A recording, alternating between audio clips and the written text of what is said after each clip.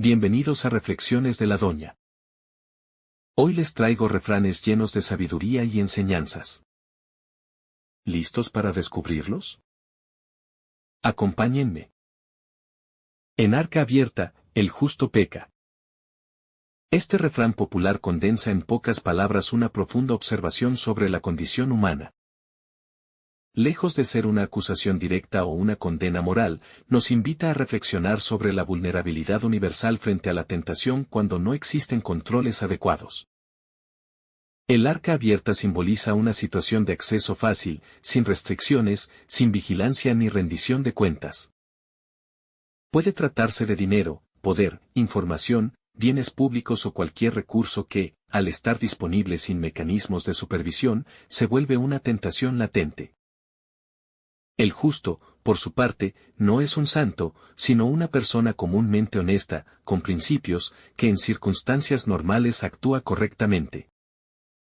El refrán nos plantea que la bondad o la integridad no siempre son suficientes por sí solas, sobre todo si el entorno carece de estructuras que fomenten la responsabilidad y la transparencia. Incluso el más honesto puede desviarse si se le coloca repetidamente en una situación donde la tentación es constante y la impunidad parece garantizada. Desde un punto de vista psicológico, esta frase nos recuerda que el comportamiento humano es muy sensible al contexto. Estudios en ciencias sociales, como los de Philip Zimbardo o Dan Ariely, han demostrado que la mayoría de las personas no son ni completamente buenas ni completamente malas, sino que actúan de acuerdo con las condiciones del entorno. Por eso, alguien puede comportarse con total ética en un ambiente con normas claras y supervisión, y sin embargo cometer errores en un ambiente laxo, desorganizado o permisivo. A nivel social e institucional, el refrán opera como una advertencia preventiva: no podemos construir sistemas sostenibles únicamente sobre la base de la confianza ciega en las personas, por más rectas que parezcan. Las instituciones necesitan normas, protocolos, controles cruzados, auditorías y cultura de rendición de cuentas. No para vigilar por desconfianza, sino para proteger incluso al más íntegro de situaciones que puedan poner a prueba su ética. Aplicado a la vida cotidiana, este principio tiene muchas formas. En el hogar, dejar dinero expuesto sin supervisión puede poner en conflicto incluso a un niño educado en valores. En una oficina, permitir el uso discrecional de recursos sin supervisión puede desencadenar abusos sin intención maliciosa. En un cargo público, la falta de fiscalización puede derivar en actos de corrupción progresiva, que comienzan como préstamos temporales o ajustes menores y terminan en escándalos.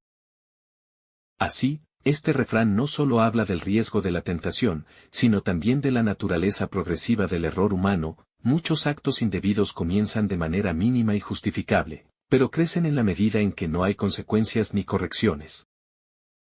A modo de ilustración veamos el siguiente caso. En la tranquila comunidad agrícola de Los Pinos, la cooperativa local era mucho más que una institución financiera, era el corazón de la vida colectiva. Fundada por agricultores de generaciones anteriores, su propósito era ayudar a los miembros con créditos solidarios, apoyo técnico y pequeños fondos para emergencias. Allí no había jerarquías formales ni ambientes burocráticos, todo se manejaba con base en la confianza mutua y el sentido de pertenencia. Don Jacinto, un hombre de 68 años, era considerado un pilar de esa comunidad. Agricultor desde joven, abuelo de 6 niños, activo en la parroquia y voluntario en casi todas las actividades comunitarias. Su vida había sido un ejemplo de honradez y sacrificio. Por eso, cuando fue elegido como tesorero de la cooperativa, nadie cuestionó su idoneidad. Al contrario, fue unánime, nadie más honesto que don Jacinto. Durante los primeros años, todo marchó bien. Él llevaba los registros manuales con esmero, mantenía el dinero en una caja fuerte dentro de su casa y presentaba resúmenes generales cuando era requerido. Nunca hubo necesidad de auditorías. ¿Para qué? Si eso lo tiene don Jacinto, solían decir los demás socios con tranquilidad.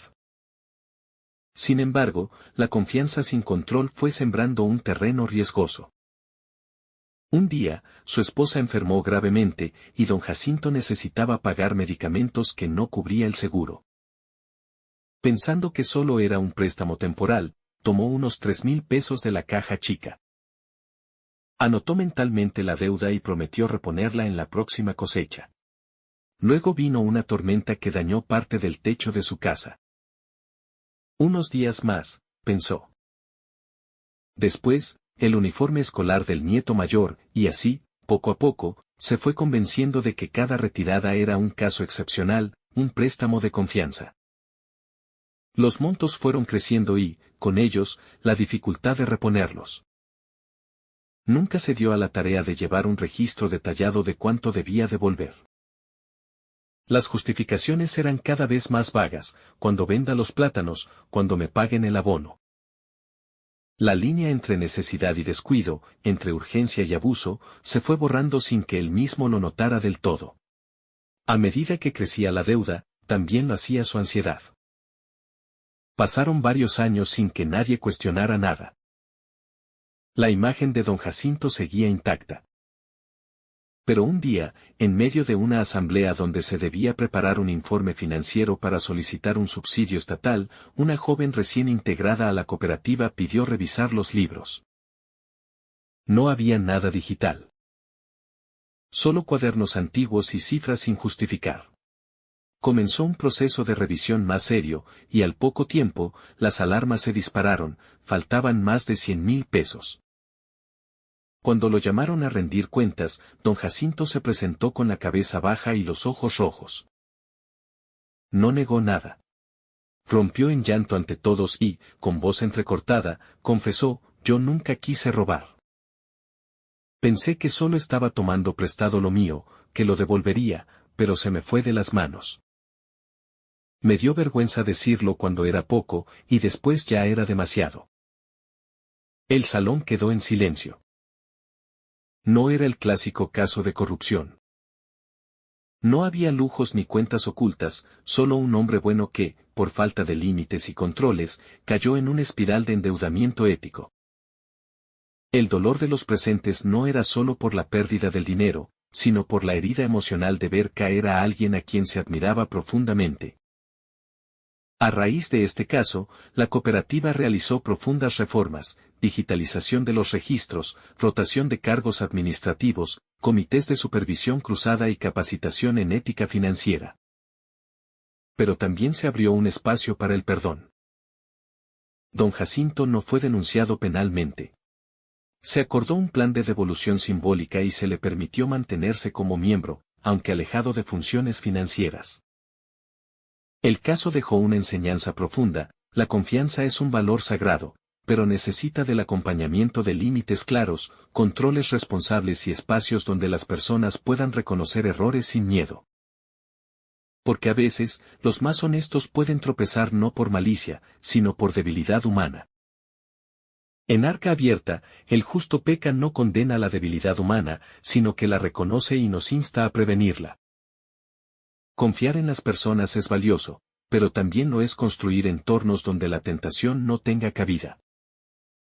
Los controles, las auditorías, las reglas claras no solo protegen a las organizaciones, sino también a los individuos de situaciones que pueden terminar mal, incluso si sus intenciones eran buenas al principio.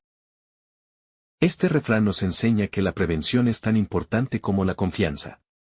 Nadie es inmune al error, y una estructura ética sólida debe considerar esa vulnerabilidad como parte de la condición humana. Cuando comprendemos esto, no solo protegemos nuestras instituciones, sino que también cultivamos una cultura de responsabilidad compartida, en la que todos se cuidan unos a otros.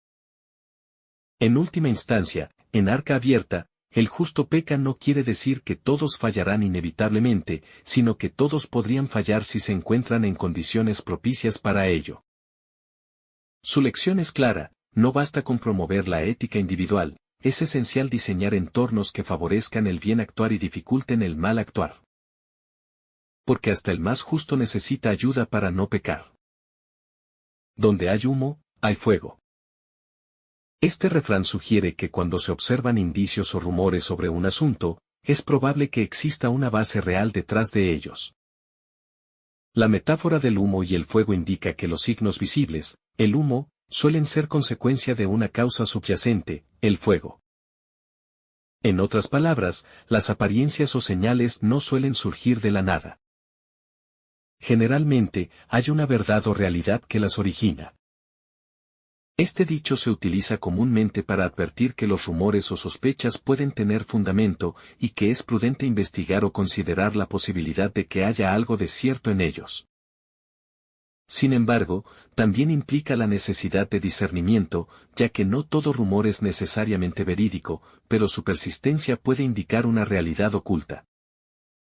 A modo de ejemplo tenemos el siguiente caso. En una reconocida empresa de tecnología especializada en soluciones de software para la industria financiera, comenzó a circular un rumor que, en un principio, pocos tomaron en serio. Se comentaba en los pasillos que uno de los gerentes del área de adquisiciones, el señor Ramírez, podría estar incurriendo en prácticas poco éticas. Algunos decían que favorecía a ciertos proveedores a cambio de beneficios personales, como viajes, cenas lujosas y hasta mejoras en su vivienda. Los comentarios fueron inicialmente descartados por la mayoría como simples chismes de oficina, quizá motivados por envidias o malentendidos. Ramírez era conocido por su carisma, su habilidad para cerrar tratos y su estrecha relación con varios directivos. Nadie quería creer que alguien de su perfil pudiera estar implicado en algo turbio. Pero con el paso de los meses, las señales se volvieron difíciles de ignorar. Primero, algunos empleados del departamento de compras notaron que se estaban adjudicando contratos de alto valor a proveedores desconocidos, que no pasaban por los procedimientos habituales de licitación. Estos nuevos proveedores, en muchos casos, no tenían un historial comprobado ni referencias sólidas, pero aún así recibían prioridad. La justificación de Ramírez era siempre la misma: este proveedor ofrece innovación y flexibilidad que otros no pueden igualar. Luego, comenzaron a observarse ciertos cambios en el estilo de vida del gerente. Se mudó a un apartamento de lujo en una zona exclusiva de la ciudad, adquirió un vehículo de alta gama y empezó a frecuentar restaurantes caros y eventos sociales elitistas. Todo esto llamaba la atención, ya que su salario, aunque competitivo, no parecía justificar semejante salto económico. Algunos colegas comentaban en voz baja que el humo era demasiado espeso para no haber fuego detrás. Finalmente, un correo anónimo fue enviado al comité de ética de la empresa.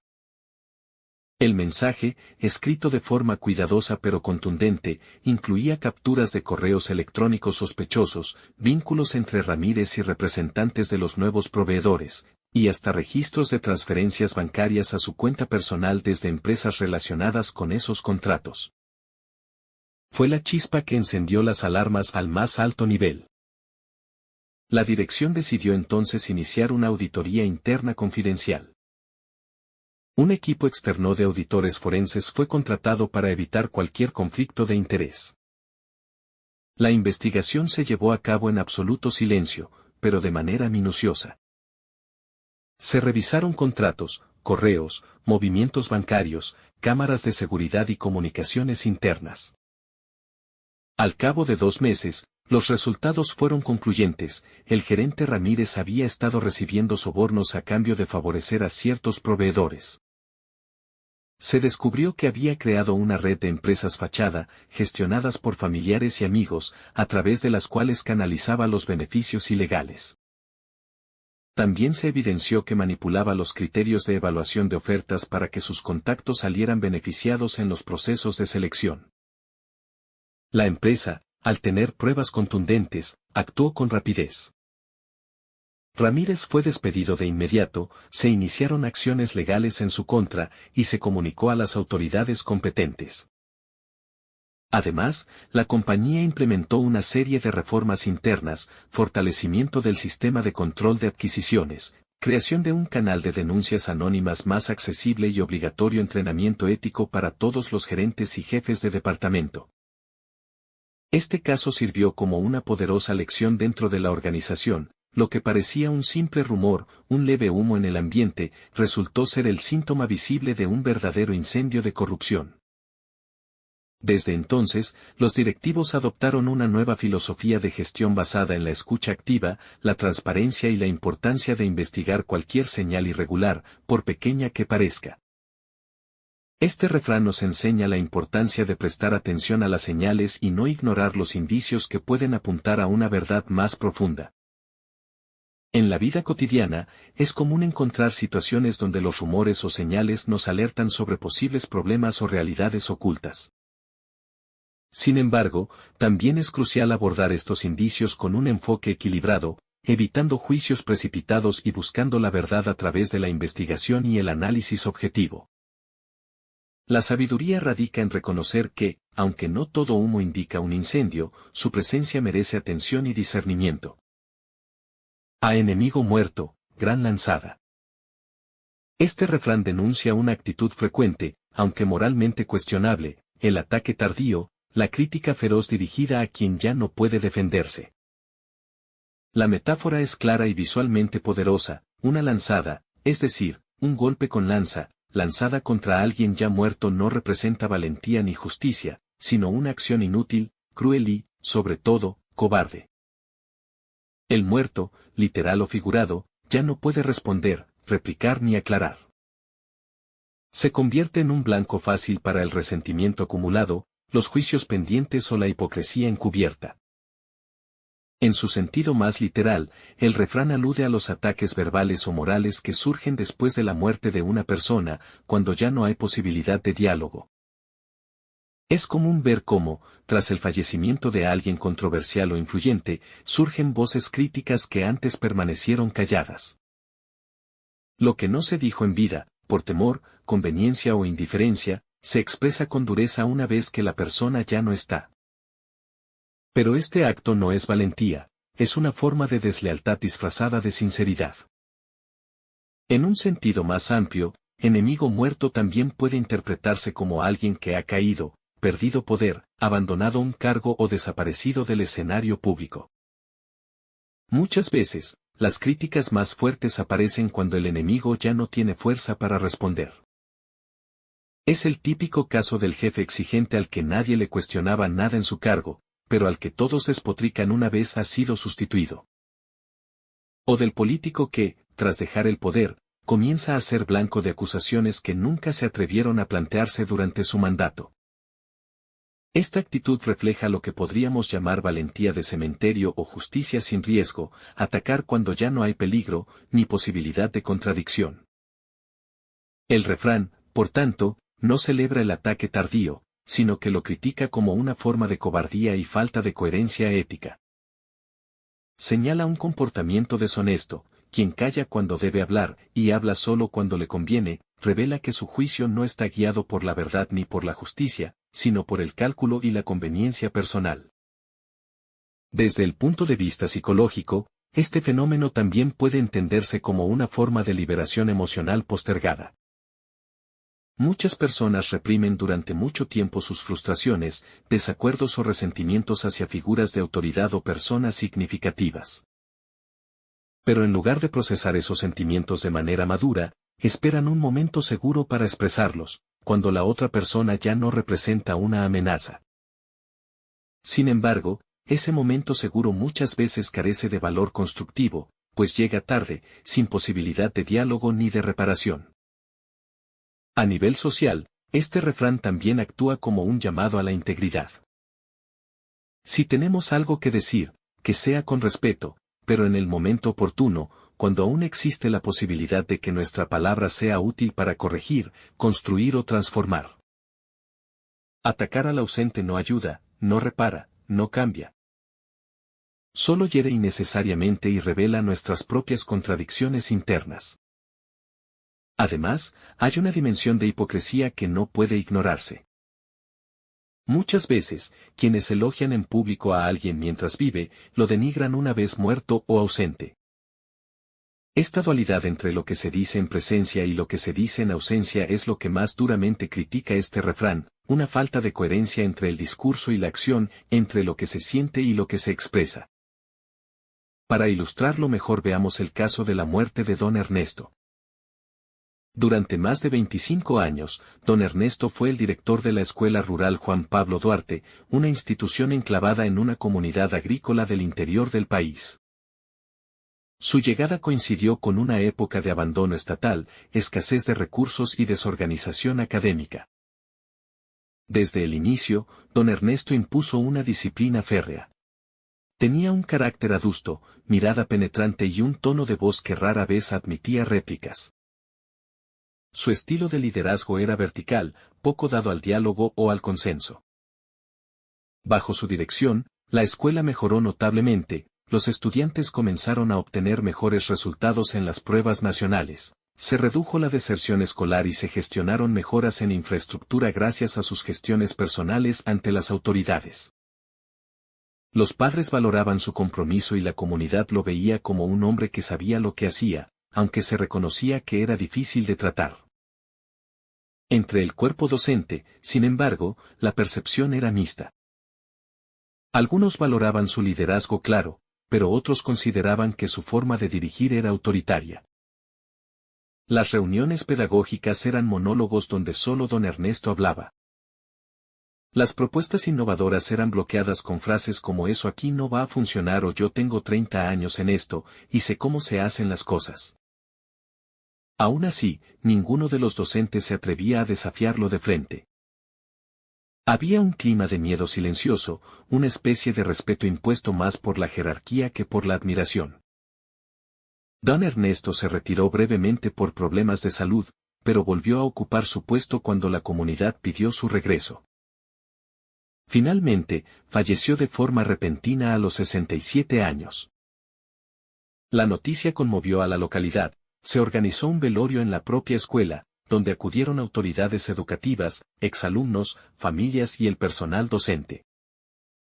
Durante la ceremonia, en medio de las palabras de duelo, comenzaron a emerger comentarios inesperados. Profesores que en vida nunca dijeron nada comenzaron a desahogarse. Uno murmuró entre colegas, era un dictador con corbata. Otro, con tono sarcástico, comentó, ahora sí vamos a tener reuniones de verdad, no sermones. Pero lo más sorprendente fue cuando un docente, visiblemente alterado, tomó la palabra en medio del acto fúnebre y dijo, esperamos que, con su partida, este centro pueda respirar nuevos aires, con más participación y menos miedo. Las reacciones fueron variadas, unos aplaudieron en silencio, otros miraron al suelo con incomodidad, y muchos padres y estudiantes mostraron disgusto por lo que consideraron un acto irrespetuoso. Las palabras no cayeron en terreno fértil, sino que generaron tensión, dolor y hasta confrontaciones posteriores.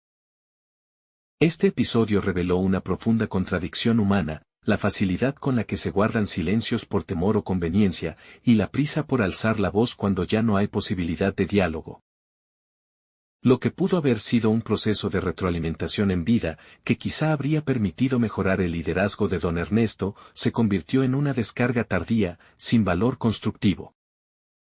Desde entonces, se reflexionó en la escuela sobre la importancia de cultivar una cultura institucional donde se valore la crítica respetuosa, donde el liderazgo no inhiba la participación, y donde los desacuerdos se expresen a tiempo, con valentía y dignidad.